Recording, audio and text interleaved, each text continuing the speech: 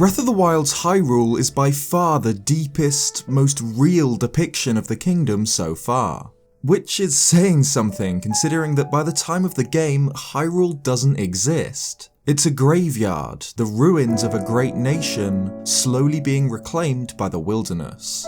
But what does remain of the kingdom is so intricately designed. All elements of this world come together to create a sense of realism unlike any other in the series. But for as much as the game does answer, there's a huge amount left up to the player's interpretation. Lonely ruins, with no story save for that which the player decides might have been their original purpose. Strange characters, their backstories shrouded in mystery, the origins of which we can only guess at. So today, let's run through 4 of my personal mini-theories regarding Breath of the Wild's world, possible answers to some of Hyrule's smaller mysteries. And who better to join me for this than a man who creates some of the highest quality Zelda content on YouTube, Monster Maze. Subscribe if you haven't already for more Zelda content, and let's get into it. Breath of the Wild's Master Mode added a new level of difficulty for the most experienced players. The biggest changes being that all monsters heal if not damaged for a short while, and every monster in the game, save for a couple of notable exceptions, are raised 1 tier above normal. Red bokoblins are turned blue, blue Hinoxen are turned black, and so on. This even happens with the strongest tier of enemies, the mighty silver monsters, which are bumped up to the terrifying gold class, boasting massive health bars and damage output. Breath of the Wild's silver enemies actually have a canonical reason for their massive strength. They're infested with Ganon's power, evidenced by the streaks of purple malice which cover their bodies. This makes complete sense. The most powerful class of enemies in the world are those directly powered by Ganon itself. However, Master Mode's gold enemies, which outclass Silver in every way, lack these purple markings, and the Hyrule Compendium entries don't mention Ganon whatsoever. Instead, strangely, they mention that they were once Silver enemies, who mysteriously transformed after being struck by lightning. This, at first, doesn't make much sense. If silver enemies are fueled by Ganon's malice, offering them incredible power and durability, why would them being struck by lightning of all things increase this strength? They don't appear to have any electric properties like those of the electric Lizalfos, and though their descriptions claim that they're more resistant to electricity, perhaps as a result of being struck by lightning, they're actually equally resistant to all elemental damage, or at least they were in my findings. Thunderstorms are of course the most volatile and dangerous weather condition in Breath of the Wild's world. The skies darken and the heavens open, torrential rain crashes down, and here even monsters aren't safe. By throwing a metallic weapon at them, Link can effectively call down lightning on his foes. But this doesn't transform them into powerful golden monsters, it, as you expect, fries them. But this isn't the only lightning we see in-game. As well as Urbosa's Fury, the signature technique of the Gerudo champion which calls down lightning bolts to shock nearby foes, the Calamity itself is strongly connected to lightning. Upon its resurrection, Ganon takes the form of a raging, ravenous storm, choking Hyrule's capital in a blood-red cloud.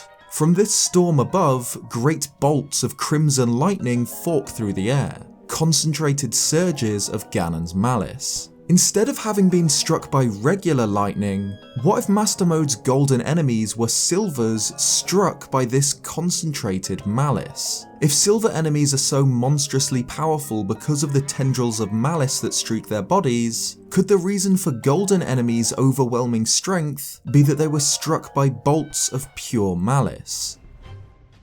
Breath of the Wild's Lynels are among the toughest enemies in the series. Titanic beasts of pure muscle, brandishing massive weapons of thick, forged steel. For the most part, a Lynel will attack with brute force. Vicious swings of mighty blades, leaping strikes, even high-speed shoulder barges. Though excruciatingly powerful, these attacks are slow and avoidable, allowing Link to weave his way past the beast's assault to chip away at its health with counterattacks. However, if engaged at range, it's a different story. Lynels carry not only their chosen close combat weapon, but a colossal metal greatbow nocked with elemental arrows. This is a Lynel at its most dangerous. They're incredibly accurate, and due to the massive draw weight of their bows, the arrows loosed deal a terrifying amount of damage. This ranged assault is relentless. Lynels will gallop around to get a better shot at Link, who has no choice but to flee or close the distance and engage the beast in close combat. Even if Link manages to take shelter, putting an obstacle between himself and the Lynel isn't safe. The monster will aim its bow to the skies, loosing a volley of arrows high into the air which rain down on Link with unbelievable accuracy.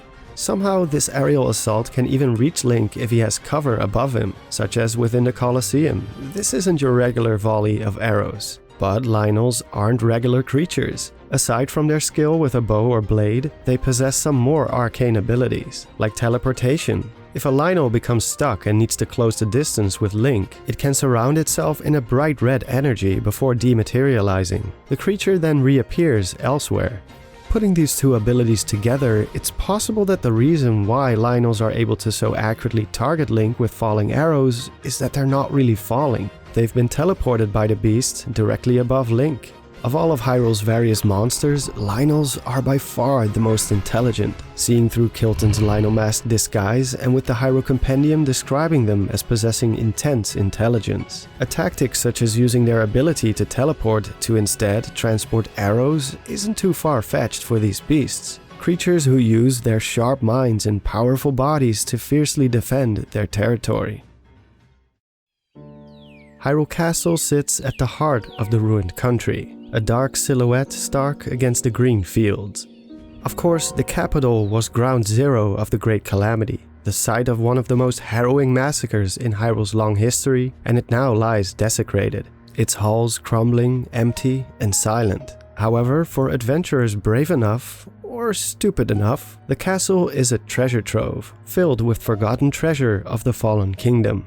Chief among these is the Royal Guard's gear, jet black swords, shields and bows forged from the same alien metal. These weapons have the highest damage output in the game, save for only the Savage Lynel gear, but in return are extremely fragile. It's not uncommon for Royal Guard weapons to break in a single fight. From their item descriptions we learn that Royal Guard equipment is Sheikah made, crafted using ancient technology to give them such raw power, but that a critical design flaw resulted in them having incredibly low durability. Not only this, but it's clear that this flaw is present because the weapons are prototypes, unfinished works in progress. The Royal Guard weapons are identical in design to contemporary Hylian weaponry, being one-to-one the same designs as royal gear, just stained black, which, coupled with the fact that they're apparently only prototypes, means that it's likely that these weapons were forged recently, relatively speaking. This wouldn't be the only time ancient technology has been used by the modern Sheikah to create gear.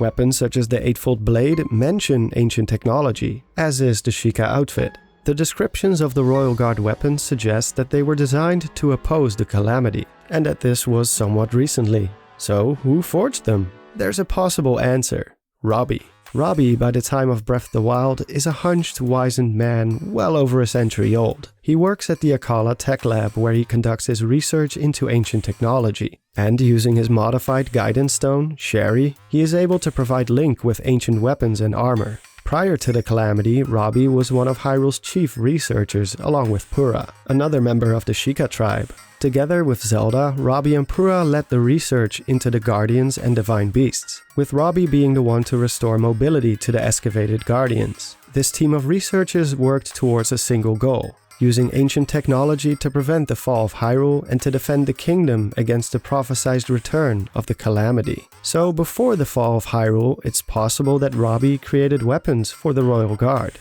Ornate, deadly, but flawed. I've always said that Breath of the Wild's bokoblins are my absolute favourite enemy in the series. They're charming, characterful, but still evil enough that you don't feel bad for ripping them apart limb from limb. Aside from their obvious allegiance to Ganon, bokoblins are quite normal.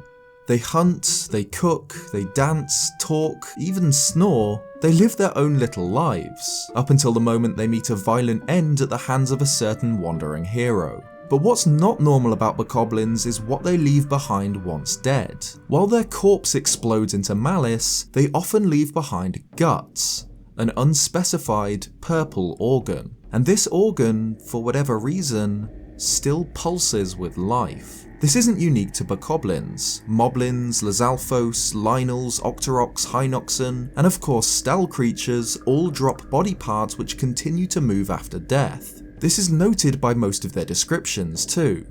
Bokoblin guts convulse on their own, Hynox guts quiver, Lynels pulse, and Lizalfos tails continue to wriggle.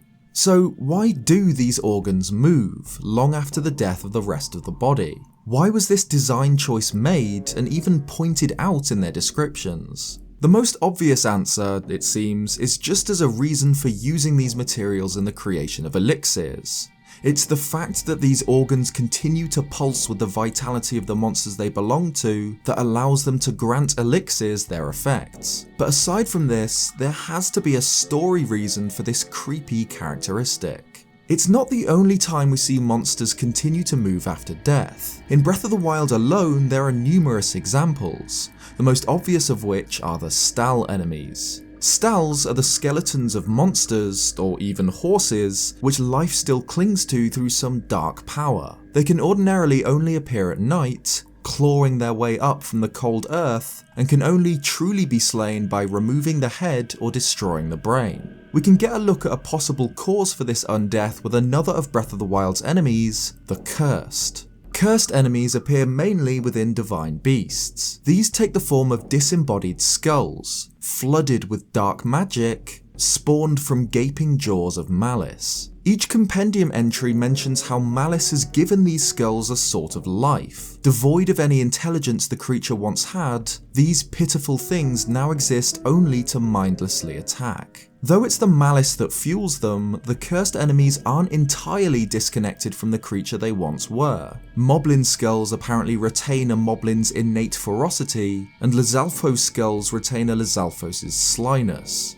So, malice is obviously able to force a creature to keep on living, long after they should have died. Cursed skulls and skeletons, though they're no longer alive, retain parts of their instincts. If malice can keep skeletons alive and fighting, why not a lone organ? These, too, are body parts which retain some of their instincts. The vitality of a Lynel, for example. This leads to a harrowing realization. What if the reason monster guts continue to pulse after the death of the creature is that they haven't died? Even though the parent monster has been slain, the malice which fuels them forces some twisted form of life to cling to their remaining organs, just like how life clings to the cursed skulls or the Stal monsters. The reason bokoblin guts, an organ which appears to be a heart judging by its shape and this diagram from creating a champion, continues to beat could be that it's all that remains of the bokoblin, yet it still lives. Calamity Ganon's powers are suppressed by Princess Zelda, who keeps him imprisoned in Hyrule Castle's sanctum. However, on nights when its dark might briefly escapes her control, the skies are stained crimson, and the moon glows a bright, blood red. This surge in Ganon's power causes every previously slain monster to return to flesh. Their vanquished bodies are restored by the flare of malice. In case it wasn't clear just how closely these monsters are tied to Ganon, even once they've been obliterated, the Calamity's malice refuses them death and drags them back to the world of the living. These monsters live an endless life in service to the beast, forever doomed to resurrect, or worse, live on as disembodied heads, animated skeletons, or even single organs. Thanks for watching this video, and a huge thanks to Monster Maze for joining me on this one. Be sure to check out the final episode of his Heroes Path series, which features myself, over on his channel. It's just incredible.